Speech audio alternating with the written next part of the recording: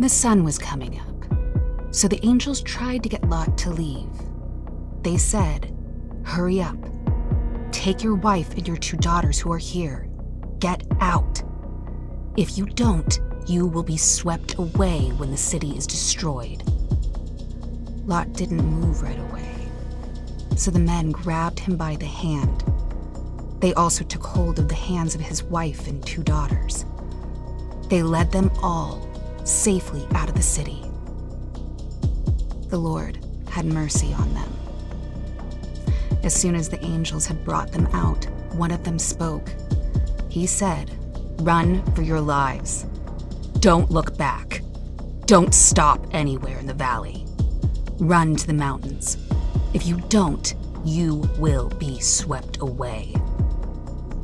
But Lot said to them, "No, my lords, please. You have done me a big favor.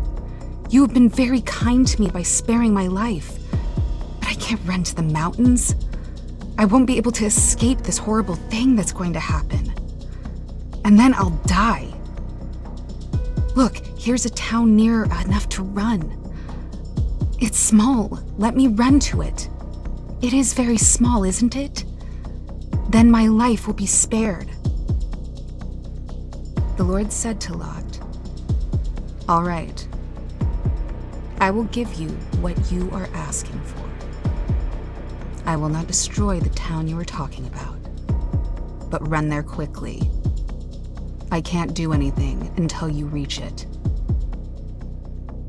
The town was named Zor. Zor means small. By the time Lot reached Zor, the sun had risen over the land. Then the Lord sent down burning sulfur.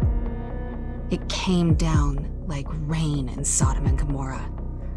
It came from the Lord. It came out of the sky. The Lord destroyed these cities and the whole valley. All the people who were living in the cities were wiped out.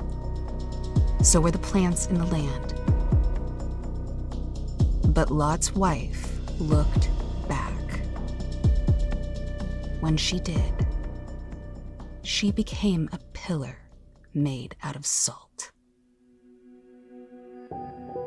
Early the next morning, Abraham got up. He returned to the place where he had stood in front of the Lord. He looked down toward Sodom and Gomorrah and the whole valley. He saw thick smoke rising from the land. It looked like the smoke from a furnace. So when God destroyed the cities of the valley, he showed concern for Abraham. He brought Lot out safely when he destroyed the cities where Lot had lived. Lot and his 2 daughters left Zor. They went to live in the mountains because Lot was afraid to stay in Zor. So he and his daughters lived in a cave. One day, the older daughter spoke to the younger one. She said, "Our father is old. People all over the earth have men to marry and have children with. We do not. So let's get our father to drink wine. Then we can sleep with him. We can use our father to continue our family line." That night, they got their father to drink wine. Then the older daughter went in and slept with him. He wasn't aware when she lay down or when she got up.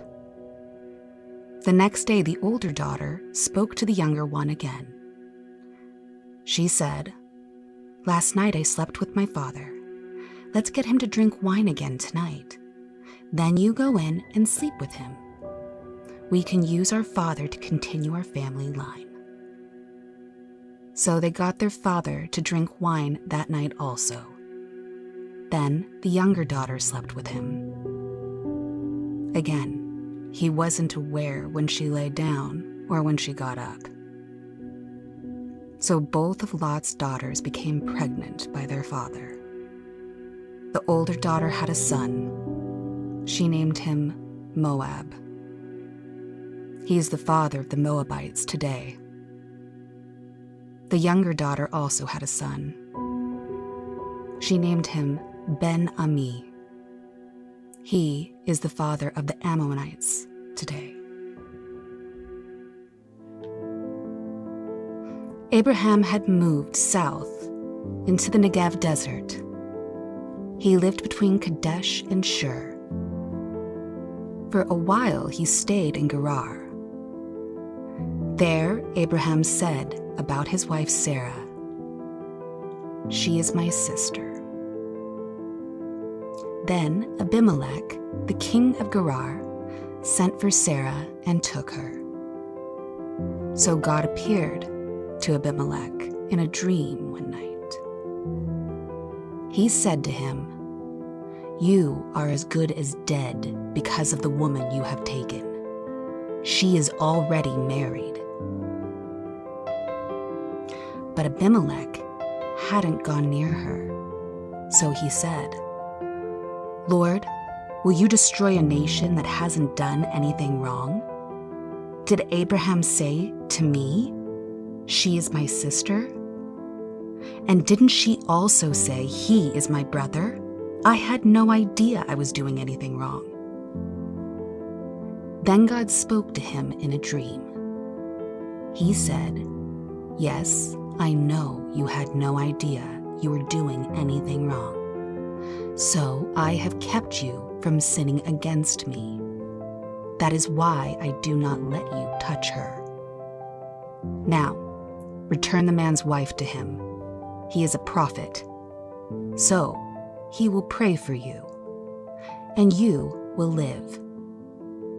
But if you do not return her, then you can be sure that you and all your people will die." Early the next morning, Abimelech sent for all of his officials. When he told them everything that had happened, they were really afraid. Then Abimelech called Abraham in. Abimelech said, "What have you done to us? Have I done something wrong to you? Why have you brought so much guilt on me and my kingdom? You have done things to me that should never be done." Abimelech also said to Abraham, "Why did you do this?" Abraham replied, "I thought, there is no respect for God in this place. They will kill me because of my wife. Besides, she really is my sister. She is the daughter of my father, but not the daughter of my mother, and she became my wife. God had me wander away from my father's house. So I said to her, 'Here is how you can show your love to me. Everywhere we go, say about me, he is my brother.' Then Abimelech gave Abraham sheep and cattle and male and female slaves. He also returned his wife Sarah to him. Abimelech said, 'Here is my land. Live anywhere you want.' He said to Sarah, 'I am giving your brother 25 pounds of silver. This will show everyone with you that I am sorry for what I did to you. You haven't done anything wrong.' Then Abraham prayed to God. God healed Abimelech. He also healed his wife and his female slaves so they could have children again. The Lord had kept all the women in Abimelech's house from having children. He had done it because of Abraham's wife, Sarah.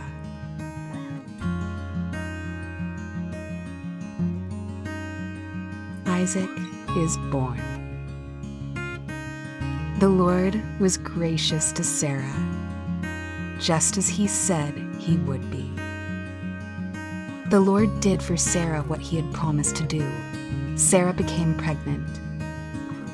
She had a son by Abraham when he was old. The child was born at the exact time God had promised.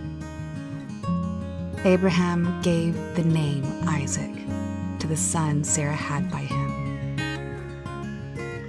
When his son Isaac was 8 days old, Abraham circumcised him.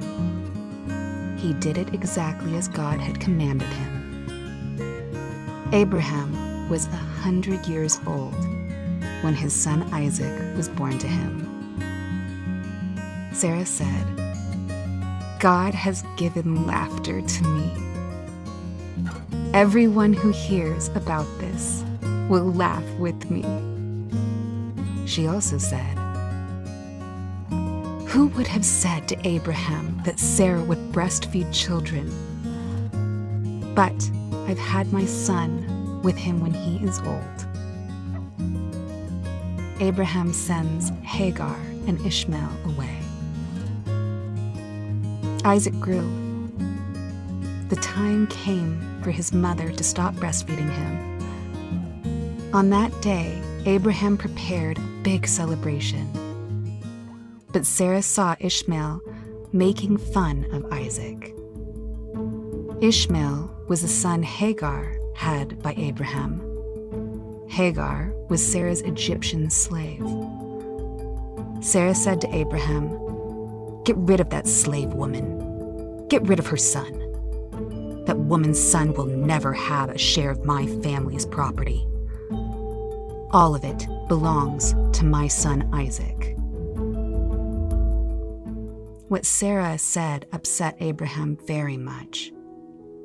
After all, Ishmael was his son. But God said to Abraham, "Do not be so upset about the boy and your slave Hagar. Listen to what Sarah tells you, because your family line will continue through Isaac. I will also make the son of your slave into a nation. I will do it because he is your child." Early the next morning, Abraham got out some food and a bottle of water.